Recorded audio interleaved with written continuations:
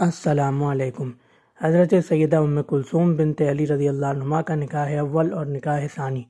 حضرت ام کلثوم رضی اللہ عنہا کے نکاح اول اور نکاح ثانی کا مکمل احوال طبقات ابن سعد، الاستیاب، اسد الغابہ اور الاصابہ میں مذکور ہے۔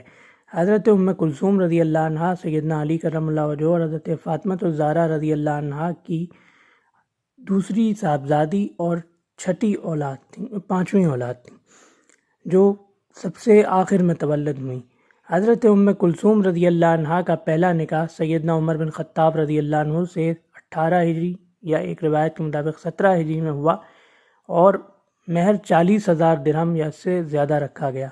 حضرت عمر بن خطاب رضی اللہ عنہ نے یہ نکاح حضور صلی اللہ علیہ وآلہ وسلم کے خاندان سے نسبت مستوار کرنے کی خاطر پیشکش کی تھی، جو قبول کر لی گئی، اور سیدنا عمر بن خطاب رضی اللہ عنہ کا حضرت سیدہ ام کلثوم رضی اللہ عنہا سے نکاح ہو گیا۔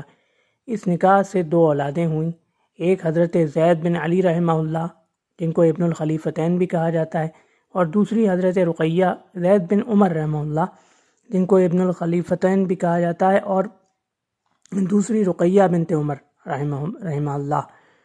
اور حضرت عمر بن خطاب رضی اللہ عنہ اس نکاح کے بعد 6 سال یا ایک روایت کے مطابق 7 سال حیات رہے، اس کے بعد شہید ہو گئے۔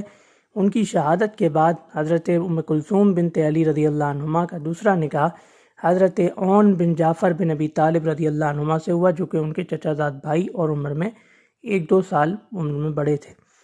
حضرت عون بن جعفر رضی اللہ عنہ بھی زیادہ عرصہ حیات نہ رہ سکے، اور ان کی وفات کے بعد ان کے بڑے بھائی یعنی حضرت عبداللہ اور حضرت عون رضی اللہ عنہما کے درمیان میں حضرت محمد بن جعفر رضی اللہ عنہما ان سے نکاح ہوا۔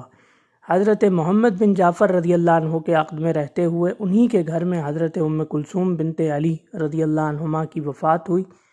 حضرت محمد بن جعفر رضی اللہ عنہما کے حیات سے نکاح کے کچھ عرصے بعد سیدنا حسن بن علی رضی اللہ عنہ کی حیات میں حضرت ام کلثوم رضی اللہ عنہا نے وصال فرمایا، اور روایات کے مطابق اسی سال حضرت زید بن عمر رحمہ اللہ بھی اپنے ہی خاندان بنو عدی میں ایک قضیے کو فیصلہ کرنے کی کوشش میں جدوجہد میں خون خرابہ ہو جانے کی وجہ سے، جنگ چھڑ جانے کی وجہ سے شہید ہو گئے۔